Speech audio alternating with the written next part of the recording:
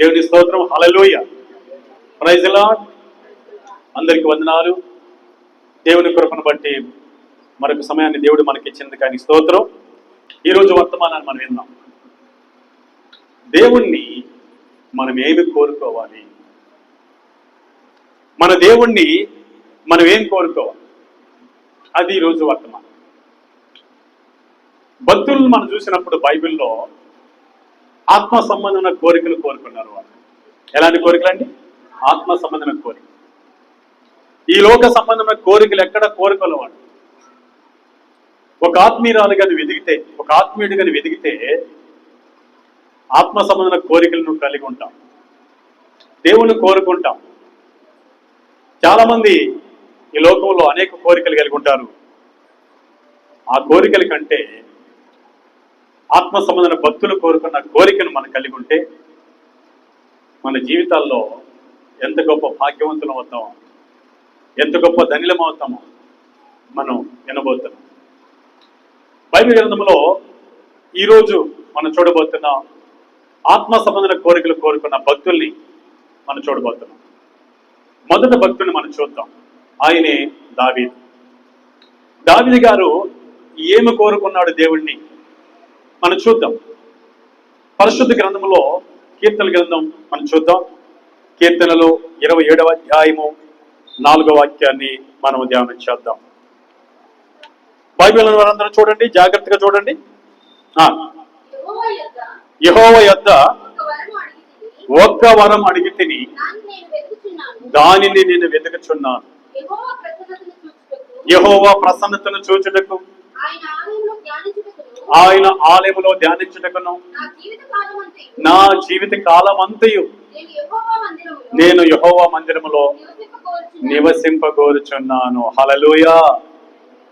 ఇక్కడ భక్తుడైన దావీదు తన కోరికను దేవుడి పట్ల కోరుకుంటున్నాడు. దేవుని అడిగి కోరుకుంటున్నాడు. ఏమి కోరుకుంటున్నాడంటే, నా జీవిత కాలం అంతా దేవా ప్రభువా నీ మందిరములో నివాసం చేయాలని కోరుకుంటున్నాను అన్నాడు. ఏం కోరికండి? నీ మందిరములో నా జీవిత కాలం అంతా నివసించాలని లేదా నివాసం చేయాలని కోరుకుంటున్నాను అన్నాడు. ఈ కోరిక అద్భుతమైన కోరిక, శ్రేష్టమైన కోరిక. ఎందుకంటే ఇలాంటి కోరికలో దేవుని కృప ఆశీర్వాదాలు దాగి ఉంటాయి. ఆయన కోరుకున్న కోరిక నిజముగా దేవుడికి ఇష్టమైన కోరిక. అందుకే దేవుడు ఆయన జీవితాన్ని మహాధనికరంగా దావీదు జీవితాన్ని మార్చాడు. ఏం కోరుకున్నాడండి? యెహోవా మందిరంలో నా జీవితం అంతా నివాసం చేయాలని కోరుకుంటున్నాడు. ఎందుకు నివాసం చేయాలంటే దేవుని ప్రసన్నతను చూడడానికి దేవుని మందిరంలో, దేవుని ధ్యానం చేయడానికి దేవుని మందిరంలో ఆయన కోరుకుంటున్నాడు. ఈ కోరిక నీకుందా? నీ కోరిక ఈ లోక సంబంధమైన కోరికలు కాబట్టి అనుకున్నది సాధించలేకపోతున్నాం, అనుకున్నది పొందలేకపోతున్నాం. సహోదరి సోదరా, మన కోరిక ఏమై ఉండాలి? దావీదులాగా దేవుని మందిరంలో నివాసం చేయాలి. ప్రతి ప్రార్థనకు వచ్చి నివాసం చేయాలి, వార కోరికలకు వచ్చి నివాసం చేయాలి, సంఘ కోరికలకు వచ్చి నివాసం చేయాలి, అలాగే పాస్టింగ్ ప్రేయర్స్కి వచ్చి నివాసం చేయాలి, ఆరాధనకు వచ్చి నివాసం చేయాలనే కోరిక నీకుంటే నువ్వు మహాధనుడు అవుతావు. దావీదు జీవితంలో ఆ కోరిక ఉంది కాబట్టి ఆయన గొప్ప ధనుడయ్యాడు. ఎలాంటి కోరిక ఆయన కోరుకున్నది? దేవా నా జీవితం అంతా నీ మందిరంలో నివాసం చేయాలని కోరుకొనిచున్నాను అంటున్నాను. ఎలాంటి కోరిక నీకుందా? ఎప్పుడైనా కోరుకున్నావా? ఆయన కోరుకున్నాడు కాబట్టి ఆయన జీవితం ధనికరంగా మారింది. ఇప్పుడు మనం చూద్దాం, ఆయన కోరుకున్న కోరికను బట్టి ఆయన జీవితం ఎంతగా మారిందో తెలుసా? ఆయన కోరుకున్న కోరికను బట్టి ఆయన జీవితం ఎంతగా మారిందంటే ఆయన అంటాడు, కీర్తన గ్రంథం 23వ అధ్యాయం 6వ వాక్యాన్ని చదివినట్లయితే అద్భుతమైన మాట ఉంటుంది. అక్కడ చదవడానికి ప్రయత్నం చేద్దాం. నేను బ్రతుకు దినములన్నీయు కృపాక్షేమములే నా వెంట వచ్చును, చిరకాలము యెహోవా మందిరములో నేను నివాసము చేసేదను. దేవుని స్తోత్రం. ఎప్పుడైతే దేవుని మందిరంలో నివాసం చేయాలని దేవుణ్ణి కోరుకున్నాడో ఆయన బ్రతుకు దినాలన్నీయు ఏమొచ్చినాయి? కృపాక్షేమములు కలిగినాయి. హల్లెలూయా. ఈరోజు కృప ప్లస్ క్షేమమును పొందాలంటే, దేవుని కృప అలాగే క్షేమం పొందాలంటే దేవుని సన్నిధిలో, దేవుని మందిరములో బ్రతకాలన్న కోరిక, జీవించాలన్న కోరిక నువ్వు కలిగి ఉండాలి. దేవుని స్తోత్రం. హల్లెలూయా. కృపాక్షేమమును పొందుకున్నాడు ఆయన. ఎందుకు పొందుకున్నాడట?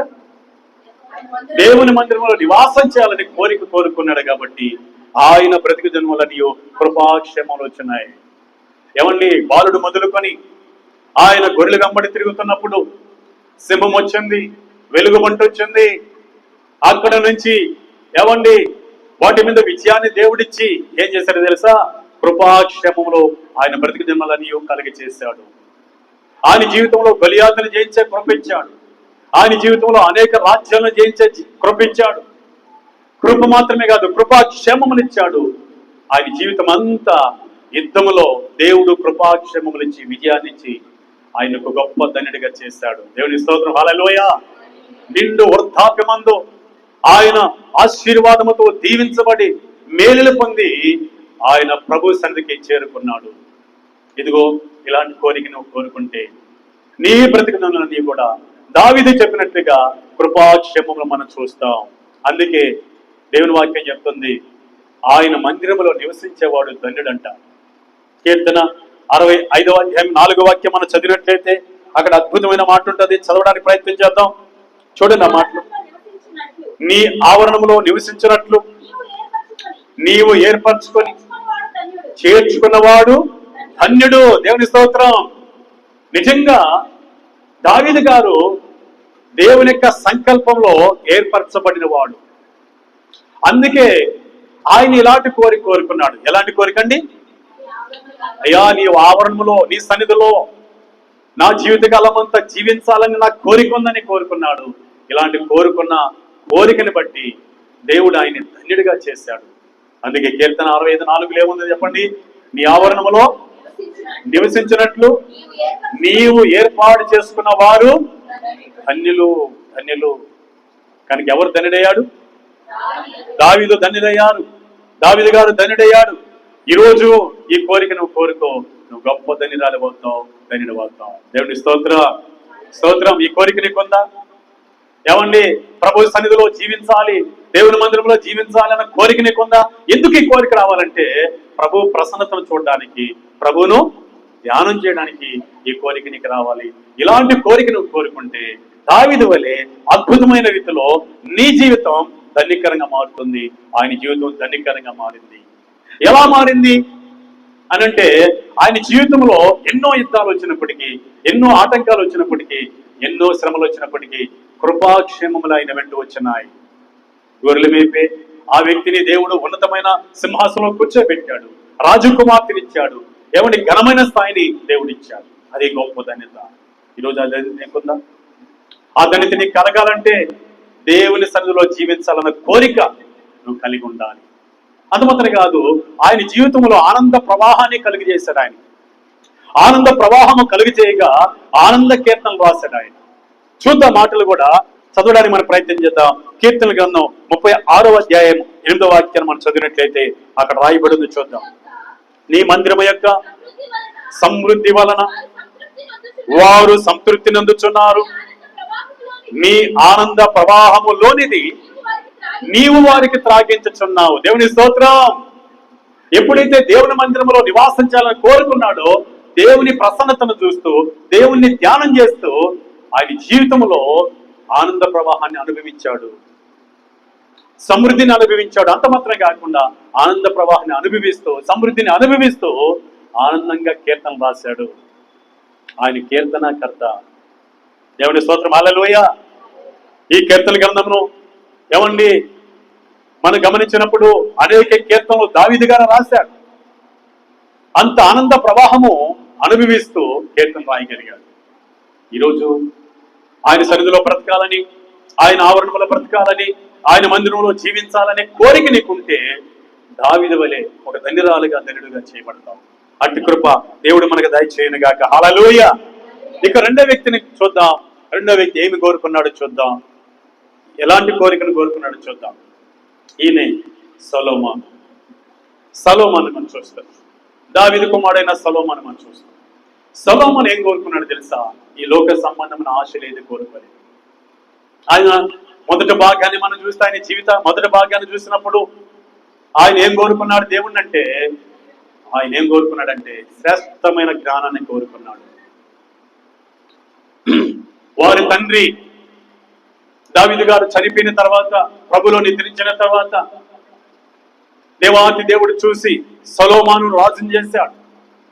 సొలొమోను రాజును చేయగా రాజసింహాసనంలో కూర్చోగా ఆయన అంటున్నాడు, నా తండ్రి, నా పరమ తండ్రి నన్ను రాజునిగా చేశాడు, నా దేవునికి ఏం చేయాలి, నా పరమ తండ్రికి ఏం చేయాలి అనుకొని గిబియోను అనే ప్రాంతానికి వెళ్ళి 1000 దహన బలులు అర్పించాడు. 1000 దహన బలులు అర్పించి గిబియోను అనే ప్రాంతంలో ఆ రాత్రి నిద్రపోగా దేవాతి దేవుడు స్వప్నమందు ఆయనతో మాట్లాడుతున్నాడు సొలొమోనుతో. దేవుడు, కుమారుడా, ఇంతగా నన్ను గణపరిచావు, ఇంతగా నన్ను స్తుతించావు, నీకేం కావాలని అడిగాడు.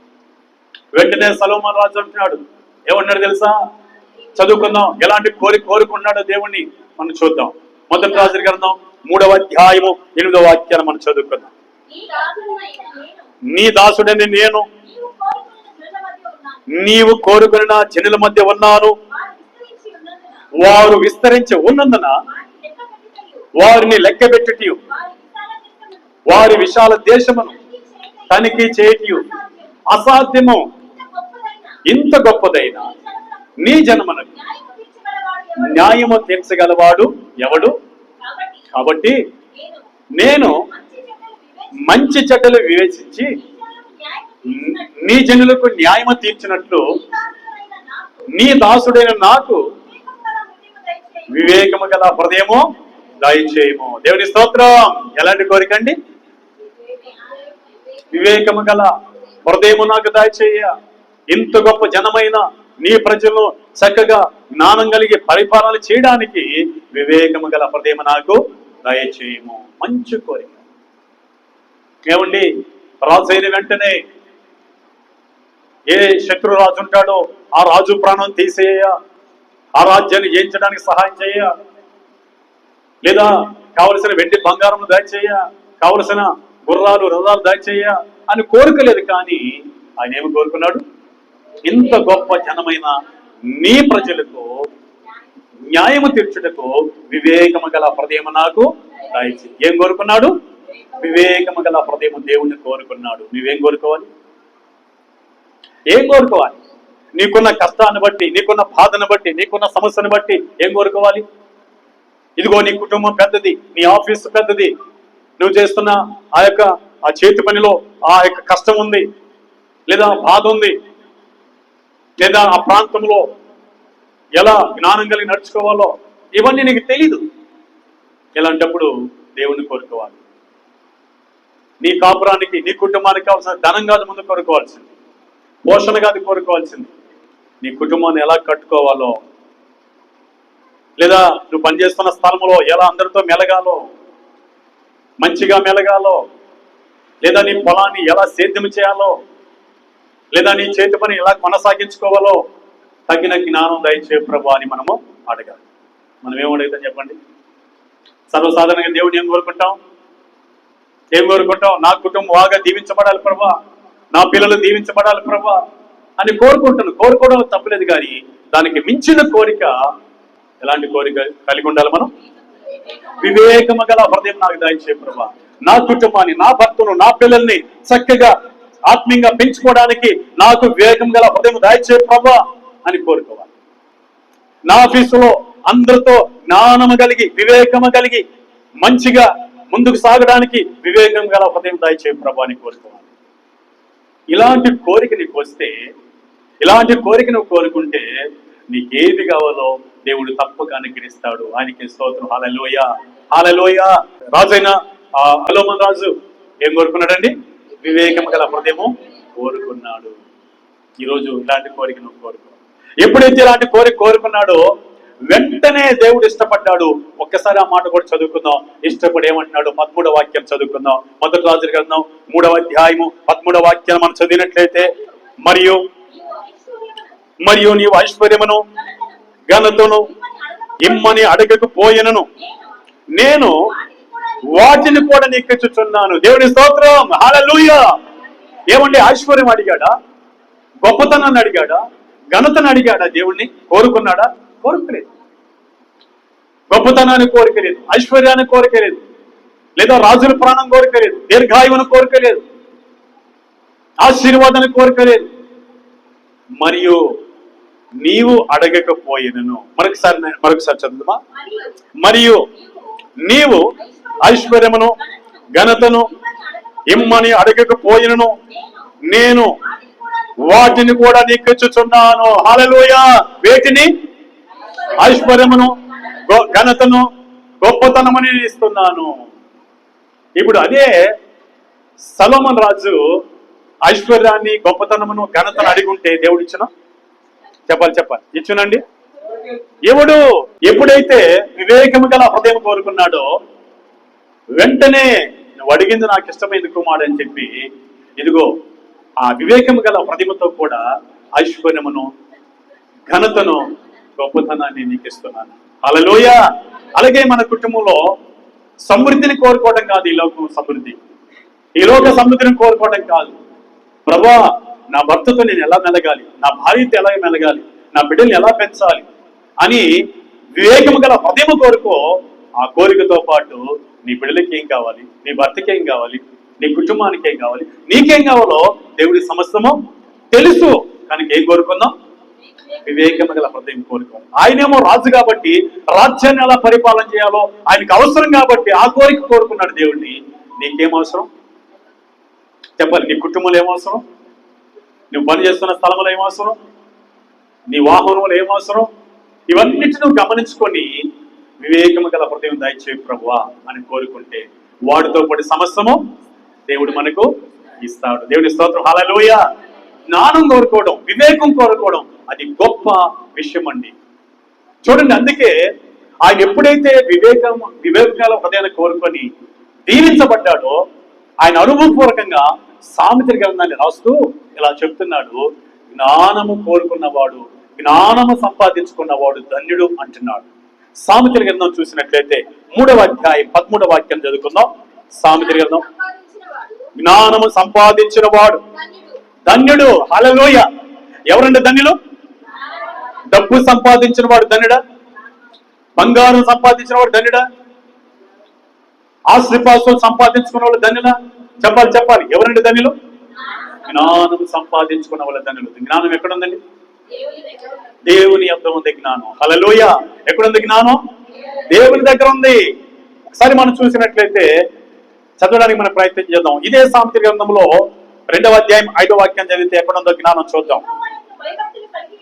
యెహోవా యందు భయభక్తులు కలిగి ఉన్నట ఎట్టిదో నీవు గ్రహించదు, దేవుని గురించిన విజ్ఞానము నీకు లభించును.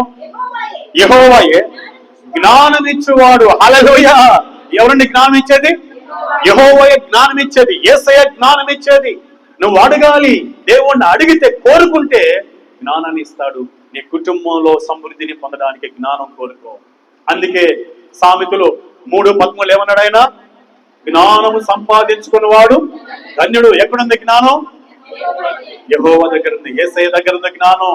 ఆయన నువ్వు అడగాలి. దేవునికి స్తోత్రం, హల్లెలూయా.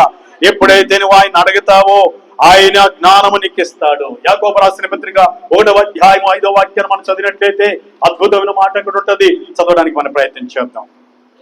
మీలో ఎవరికైనా జ్ఞానము కొదువైన ఉన్న ఎడల అతడు దేవుణ్ణి అడగవలెను. హల్లెలూయా. సొలొమోనుకి జ్ఞానం కొదువుగా ఉందేమో, వివేకం కొదువుగా ఉందేమో, అందుకే తండ్రి లేని సమయంలో ఏమండి దేవుడు ఆయన రాజుగా చేయగా జ్ఞానాన్ని అడిగాడు, వివేకము గల హృదయం అడిగాడు.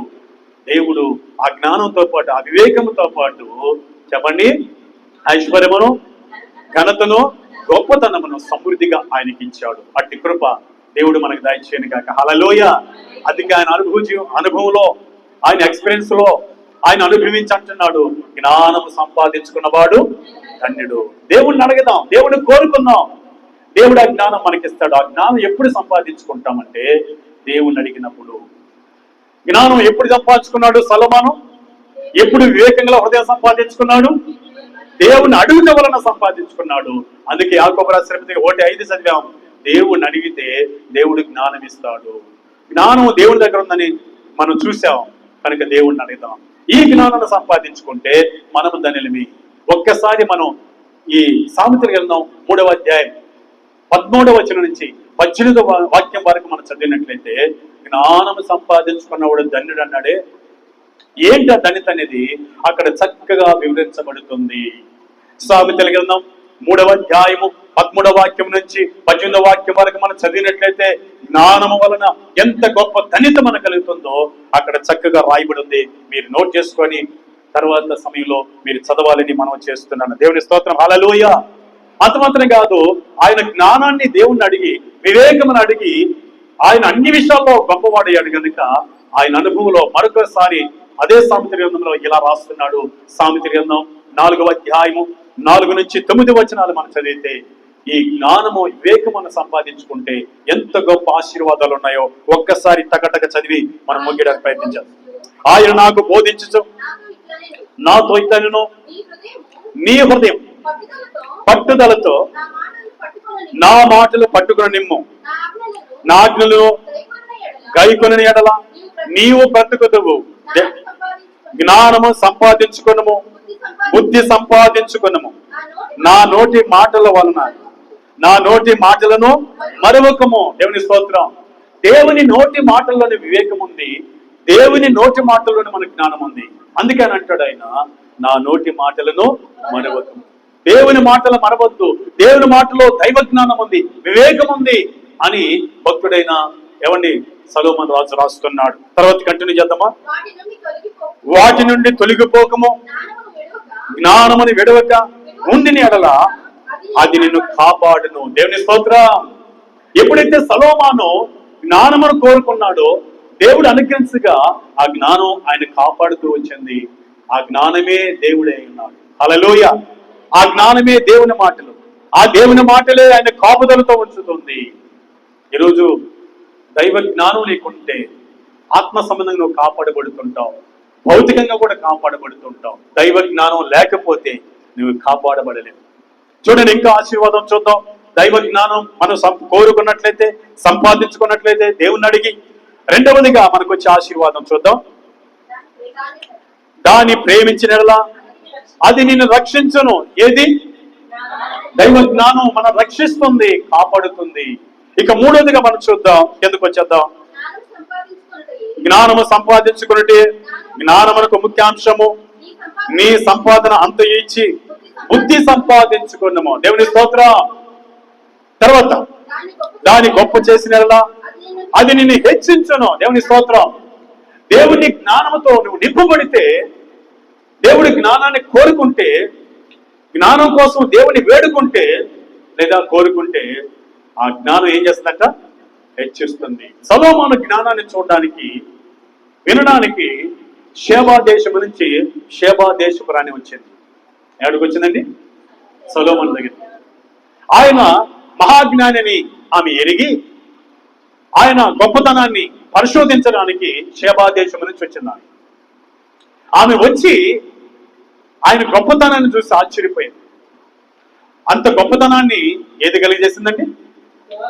దేవుని యొక్క జ్ఞానం కలిగజేసింది. అందుకే ఇక్కడ ఏం రాయబడింది? వాక్యము ఏం రాయబడింది? దాని గొప్ప చేసినల్లా అది నిన్ను హెచ్చించును. దేవుని స్తోత్రం. సొలొమోను అంతగా హెచ్చించబడడానికి కారణం ఏంటి చెప్పండి? దేవుని జ్ఞానం కోరుకున్నాడు కాబట్టి హెచ్చించబడ్డాడు. అందుకే షేబా దేశపు రాణి ఏమంటుందో తెలుసా? ఒకసారి చూద్దాం. మొదటి రాజుల గ్రంథం 10వ అధ్యాయంలోకి వద్దాం. మొదటి రాజుల గ్రంథం 10వ అధ్యాయంలో మనం చదివినట్లయితే ఒక్కసారి షేబా దేశపు రాణి ఏమంటుందో చూద్దాం. 10వ అధ్యాయము 7వ వాక్యం చదువుకుందాం.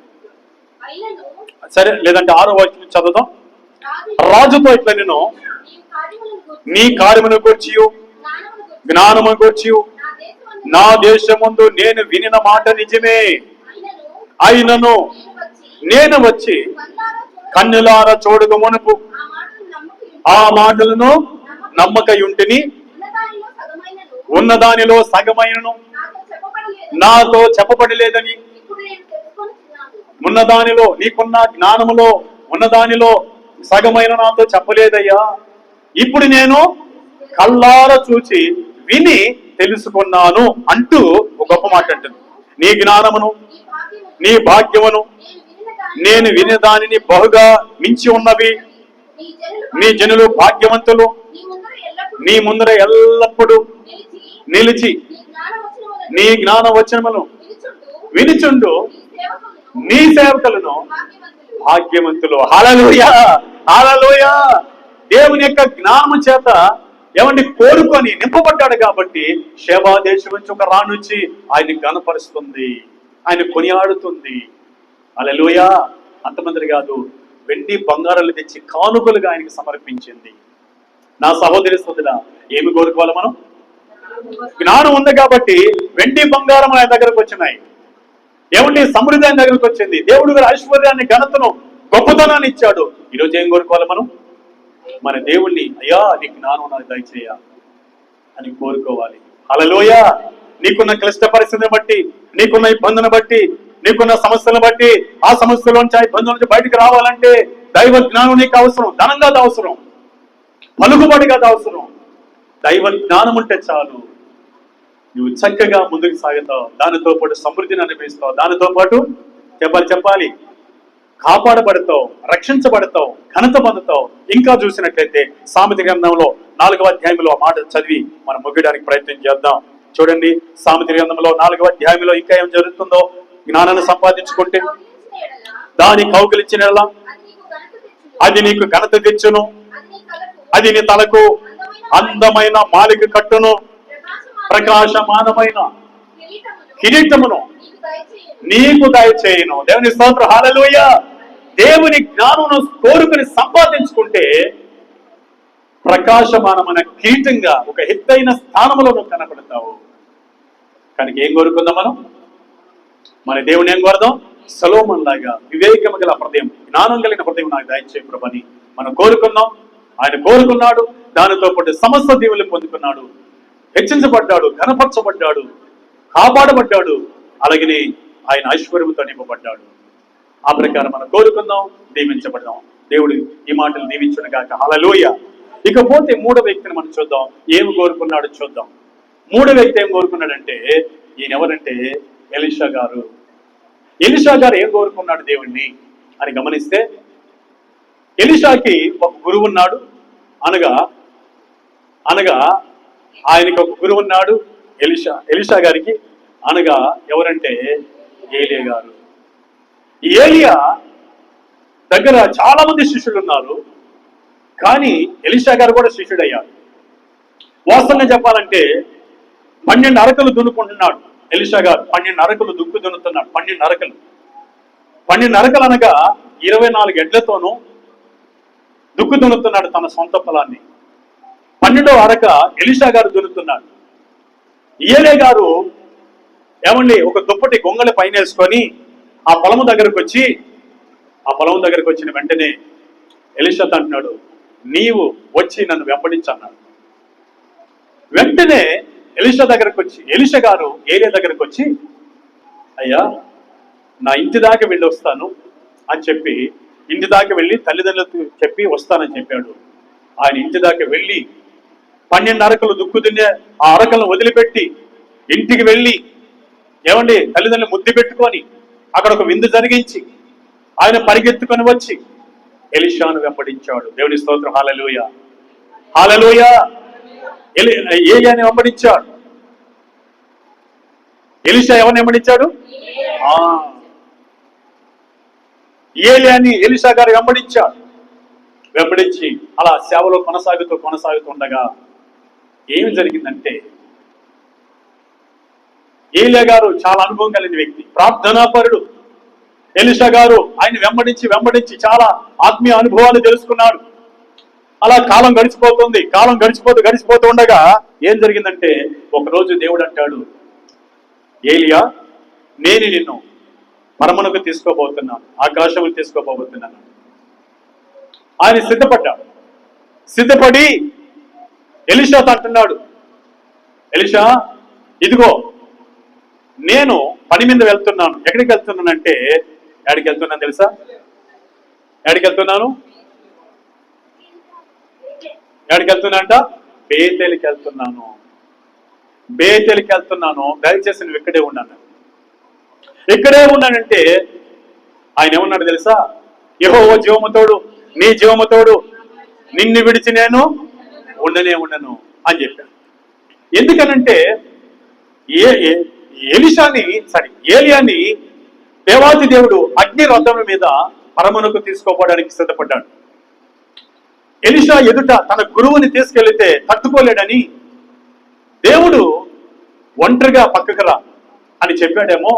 అందుకని అపరిమితంగా ప్రేమించిన ఎలీషా తన శిష్యుణ్ణి దూరపరుచుకొని దూరంగా పెట్టి తర్వాత దేవుడు కృపచేత పైకి వెళ్ళాలనుకున్నాడు. అందుకే ఈ మాట అంటున్నాడు, ఎలీషా నువ్వు ఇక్కడే ఉన్నాడు.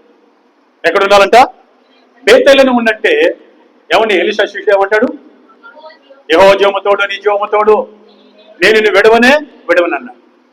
వెంటనే అనేక మంది శిష్యులు వచ్చి ఎలీషా ఏమన్నా అంటే, మీ గురువుని దేవుడు తీసుకోబోతున్నాడు ఆకాశమునకు అన్నాడు. నాకు బాగా తెలుసు మీరు మౌనమని అన్నాను. ఈయన నన్ను డుమ్మిగొట్టి నాకు డుమ్మా కొట్టి వెళ్ళిపోవాలనుకుంటున్నాడు. నాకు అన్నీ తెలుసు, మీరు మౌనమని అన్నాను. సరే, ఎలీషా గారిని చూసి ఏలియా గారు నాకు కూడా రావాలని నీకు మనసు ఉందని గ్రహించి సరే అక్కడి నుంచి అక్కడే పోదామన్నాడు. ఏమన్నాడు ఆయన? అక్కడి నుంచి ఎరుకోకపోతున్నాను, దయచేసి వస్తావా అంటే ఓకే వస్తానని చెప్పేశాడు. కాబట్టి ఇప్పుడు ఏమన్నాడంటే సరే వస్తావా, నాకు కూడా ఎరుకోకు వస్తావంటే ఆల్రెడీ ఆయనకి ఇష్టం ఉంది కనుక ఇద్దరు కలిసి ఎక్కడికి వెళ్ళారు తెలుసా? ఎరుకో అనే ప్రాంతానికి వెళ్ళారు. ఎరుకో అనే ప్రాంతానికి వెళ్ళిన తర్వాత మళ్ళీ ఏలియా గారు అంటాడు ఎలీషాతో, ఎలీషా నువ్వు ఇక్కడే ఉండు, నేను యోర్దాను నది దగ్గరికి పోస్తానన్నాడు. ఏమంటాడు తెలుసా ఎలీషా గారు? యెహోవా జీవముతోడు, నీ జీవముతోడు, నేను నీ విడవనన్నాడు. వెంటనే అక్కడున్న కొంతమంది శిష్యులు వచ్చి ఏమంటారంటే, ఇదిగో ఎరుకోలో ఉన్న శిష్యులు వచ్చి అంటారు, మీ గురువుని దేవుడు ఆకాశం తీసుకోబోతున్నాడు, ఆకాశమును కొనుకోబడుతున్నాడు అన్న వెంటనే నాకు తెలుసు మీరు ఓర్కొనన్నారు. ఎలీషా ఏలియాని ఇడిచిపెట్టేటట్లేడు అనుకున్నాడు. వెంటనే అంటున్నాడు, ఓ ఎలీషా నువ్వు ఇక్కడే ఉన్నంటే నేను వస్తాను నీకు కూడా అంటున్నాడు. ఇప్పుడు అంటున్నాడు ఏలియా గారు, నేను యోర్దానికి వెళ్తున్నాను, నేను కూడా వస్తాన్నాడు. ఇద్దరు కలిసి పోతున్నారు. యోర్దాను నది దగ్గరికి వెళ్ళారు.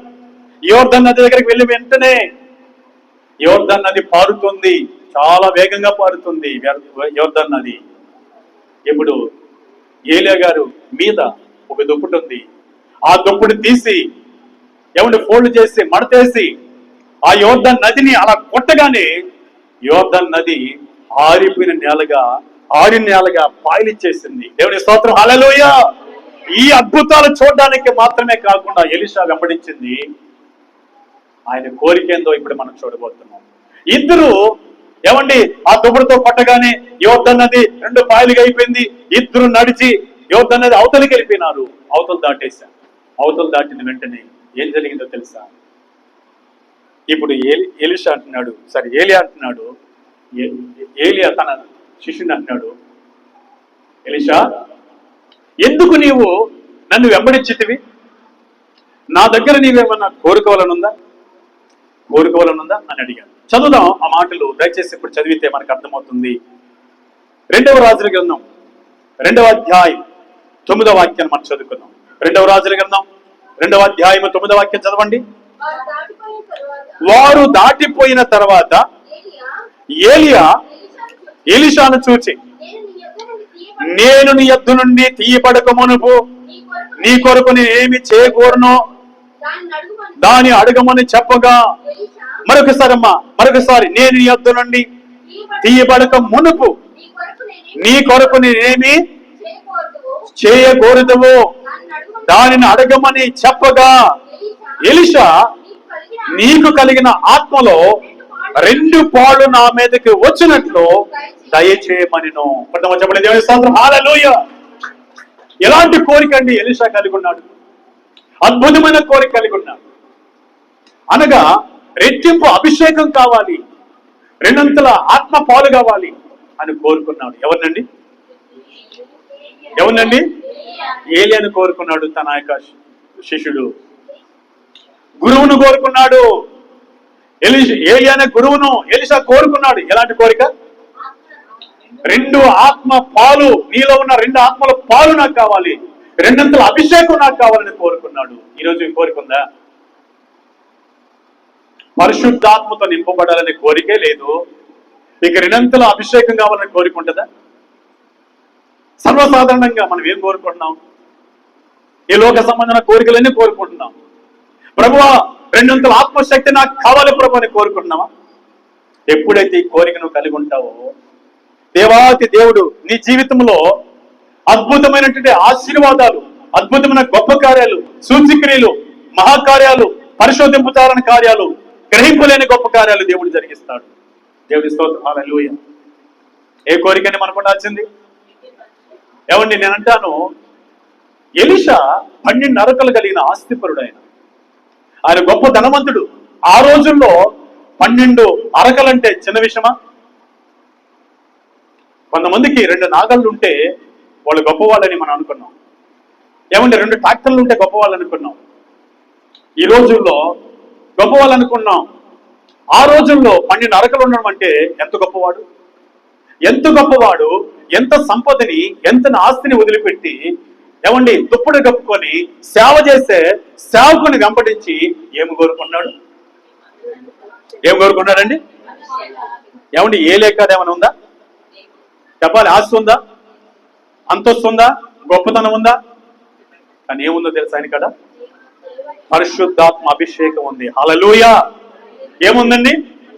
అందుకే ఏలియా ప్రార్థన చేయగా 3.5 సంవత్సరం వర్షం రాకుండా ఆగిపోయింది.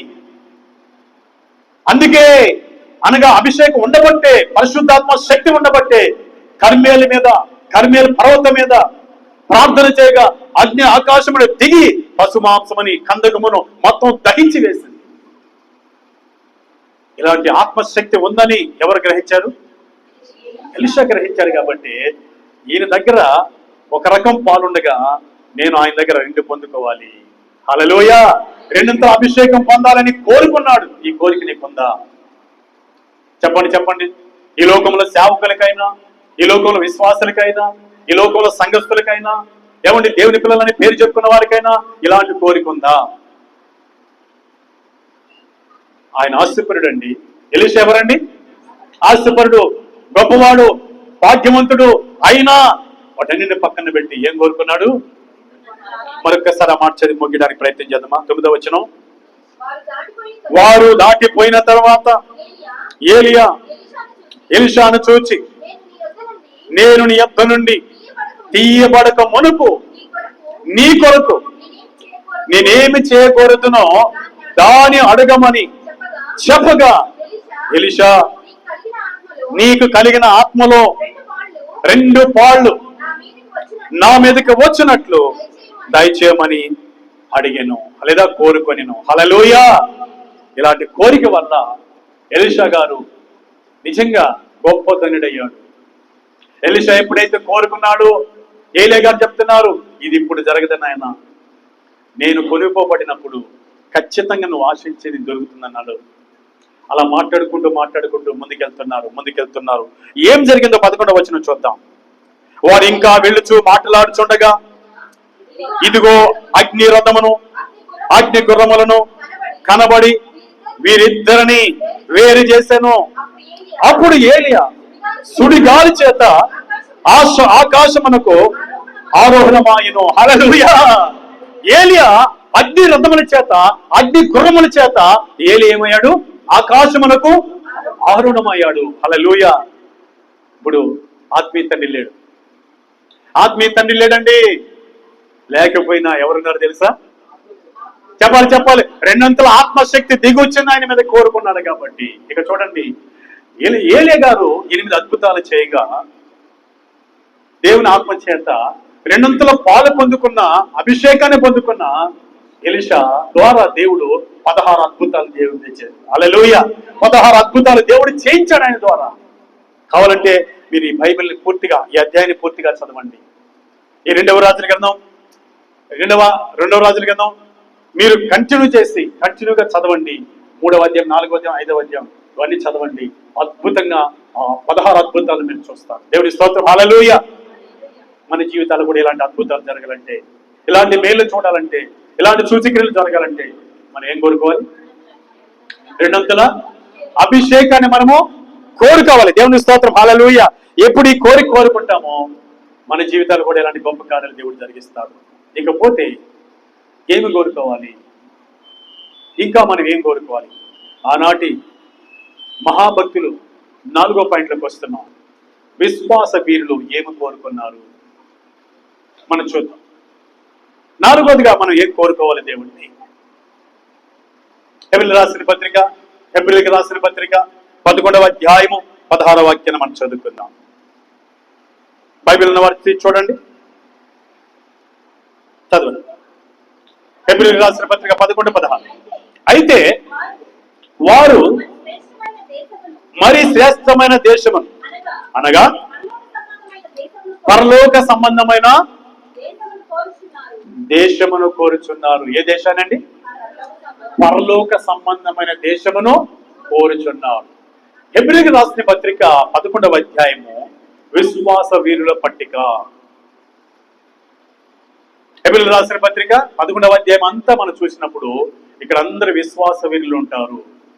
ఈ విశ్వాస వీరులు ఏమి కోరుకున్నారంట? ఇప్పుడు చదవండి మరొకసారి, బాగుంటుంది మనకు. అయితే వారు మరి శ్రేష్టమైన దేశమును, అనగా పరలోక సంబంధమైన దేశమును కోరుచున్నారు. ఏం కోరుకున్నారండి వాళ్ళు? ఒక విశ్వాసి ఏమి కోరుకోవాలి? ఒక విశ్వాసుడు ఏం కోరుకోవాలి? విశ్వాసులు ఏం కోరుకోవాలి? పరలోకమును కోరుకోవాలి. భూలోకమును కాదు కోరుకునేది, భూ సంబంధం వాటిని కాదు కోరుకునేది.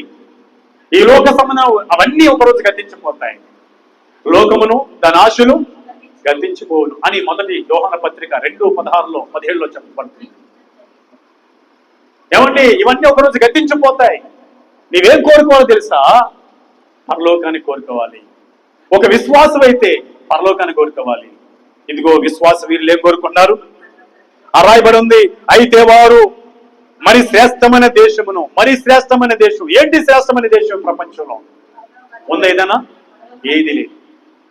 ఏది శ్రేష్టమైన దేశం అంటే అది పరలోకమే. అందుకే వారు కోరుకుంటున్నారు, అనగా పరలోక సంబంధమైన దేశమును కోరుచున్నారు.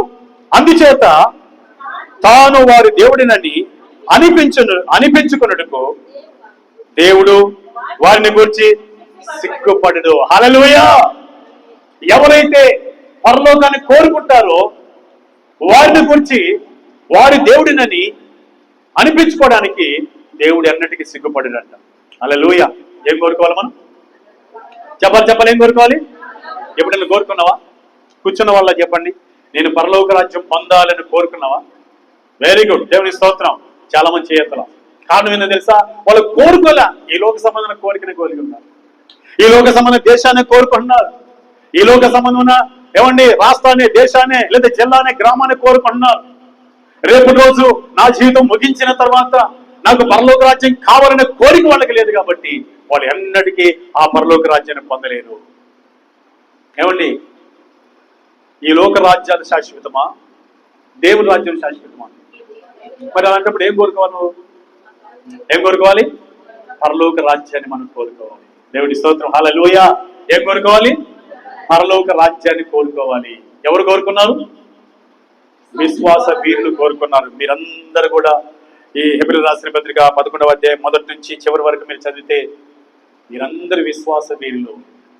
అబ్రహాము, ఇస్సాకు, యాకోబులు అని చెప్పుకుంటూ చాలా మంది భక్తులు మనం చూస్తాం. దేవుడి స్తోత్రం, హల్లెలూయా. మోషే కాని చూస్తాం. కనుక వారు కోరుకున్నారు శ్రేష్టమైన రాజ్యాన్ని. వారందరూ ఆ రాజ్యములో ఉన్నారు. దేవుని స్తోత్రం, హల్లెలూయా, హల్లెలూయా. ఎక్కడున్నారు తెలుసు వాళ్ళంతా? చూద్దాం ఒకసారి, ఎక్కడున్నారో చూద్దామా? మత్తయి సువార్త 8వ అధ్యాయం 11వ వాక్యం మనం చదివితే అక్కడ రాయబడి ఉంది. చదవడానికి మనం ప్రయత్నం చేద్దాం. చదువుదామా? మత్తయి సువార్త 8వ అధ్యాయం 11వ వాక్యం చదవండి. అనేకులు అమ్మా తూర్పు నుండి పడమటి నుండి వచ్చి అబ్రహాముతో కూడాను ఇస్సాకుతో కూడాను యాకోబుతో కూడాను పరలోక రాజ్యమందు కూర్చుందరు. హల్లెలూయా. ఎవరిని కూర్చున్నది? పరలోక రాజ్యమును కోరుకున్న వాళ్ళు అనేకులు వచ్చి చెప్పాలి అబ్రహాముతోను ఇస్సాకుతోను యాకోబుతోను పరలోక రాజ్యములో కూర్చుందరు. ఈ కోరిక నీకుందా? ఈ కోరిక నీకుంటే పరలోక రాజ్యాన్ని చూస్తా. దేవుడి స్తోత్రం. హల్లెలూయా, హల్లెలూయా. ఏ కోరిక కోరుకోవాలి మనం ఏం కోరుకుంటాం తెలుసా? అమ్మా నా మనోరాలను కూడా చూడాలమ్మా, అది నా కోరిక. నా మనవను చూడాలమ్మా, అది నా కోరిక. ఇవన్నీ నువ్వు చూడాలనుకుంటే తప్పులేదు, కోరుకున్నావు. ఇవన్నీ చూడాలనుకుంటే ముందు పరలోక రాజ్యాన్ని కోరుకుంటే దీర్ఘాయు దేవుడే ఇస్తాడు. హల్లెలూయా. ఈరోజు ఏం కోరుకున్నాం? పరలోక రాజ్యాన్ని కోరుకున్నాం. ఎవరు కోరుకున్నారు? విశ్వాస వీరులు కోరుకున్నారు. కాబట్టి వారందరూ కూడా ఏడ కూర్చో ఉన్నారు? పరలోక రాజ్యంలో కూర్చో ఉన్నారు. ఆ రాజ్యంలో కూర్చోవాలంటే ఏమండి, భక్తులు కోరుకున్న రీతిగా ఆత్మ సంబంధ కోరికలు కోరుకున్నట్లయితే ఆ పరలోక రాజ్యంలోనే ఉంటాం. అట్టి కృప దేవుడి దయచేయను గాక. హల్లెలూయా, హల్లెలూయా. ఇదిగో భక్తులైనా ఏమండి, ఇలాంటి భక్తులు కోరుకున్న కోరికల ప్రకారం కోరుకుందాం. వాళ్ళ అవసరతలే తీర్చబడ్డాయి. అలాగే ఇంతవరకు వాక్యం విన్న మనం దావీదు భక్తుడు కోరుకున్నట్లుగా, సొలొమోను భక్తుడు కోరుకున్నట్లుగా, ఎలీషా భక్తుడు కోరుకున్నట్లుగా, చెప్పండి విశ్వాస వీరులు కోరుకున్నట్లుగా మనం కోరుకుందాం. మన దేవుడు ఆయన కృప ఆశీర్వాదాలు మనం పొందుతాం. ఈ ప్రకారం మన ధనిలమవుతాం. ఐశ్వర్యం, సంపద, ఘనత, జ్ఞానము, వివేకము, కాపుదల, క్షేమం, పరలోకం అన్ని మనం పొందుతాం. అట్టి కృప పరిశుద్ధాత్మ మనకు సహాయం చేసి దీవించును గాక. God bless you. హల్లెలూయా. ప్రార్థన చేసుకుందాం. కళ్ళు ఉంచుదాం. ఈ వాక్యం మనందరూ హృదయాల్లో పలిచినట్టు ప్రార్థన చేద్దాం. కృపగల తండ్రి, నీకు వందనాలు, స్తోత్రాలు నాయనా. నన్ను మమ్మల్ని జ్ఞాపకం చేసుకున్నాం తండ్రి. ఈ ప్రత్యేకమైన దినాన్ని మా జీవితాల్లో అనుగ్రహించి ఈరోజు మా మేలు కోరుకున్నాం తండ్రి. మాకు తెలుసో తెలియకో ఈ లోక సంబంధమైన విషయాలను కోరుకుంటున్నాం. ఈ లోకాన్ని కోరుకుంటున్నాం. లోకంలో ఉన్నదాన్ని కోరుకుంటున్నాం. ధనాన్ని, ఆస్తిపాస్తులను, సంపదను, అందాన్ని, హోదాన్ని కోరుకుంటున్నాం. కానీ అవి తాత్కాలికమని, అవి అవసరమే కానీ అవి ఏ సమయంలో ఎలా ఇవ్వాలో నీకు తెలుసు. కాబట్టి ఇదిగో భక్తుడైన దావీదు వలె తండ్రి నీ సన్నిధిని కోరుకోవాలి. దేవాని జ్ఞానాన్ని మేము కోరుకోవాలి. రెండంతల అభిషేకం కోరుకోవాలి. ఆ పరలోకాన్ని కోరుకోవాలి. సత్యమును కోరుకోవాలి. ప్రభా నీవే మమ్మల్ని దీవించాలని కోరుకోవాలి. ఇదిగో జీవాన్ని కోరుకోమన్నాం. ఈ ప్రకారం మా నిజ జీవితంలో నీ పట్ల, నీ ఎదుట నిన్ను అడిగి ఇలాంటి కోరికలు కోరుకొని ఆ భక్తులు పొందిన మేలులు, దీవెనలు, ఆ గొప్ప భాగ్యం, పరలోక నీతి, పరలోక రాజ్యం మేమందరం పొందుకునే భాగ్యం మాకు దయచేయమని వింటున్న ప్రతి బిడ్డను కూడా ఈ రీతిగా బలపరిచి దీవించండి. యేసుక్రీస్తు ఘనమైన నామం స్తుతించి ప్రార్థన చేసి వేడుకొని పొందుకుంటున్నాము తండ్రి. Amen. God bless you. Hallelujah. Praise the lord.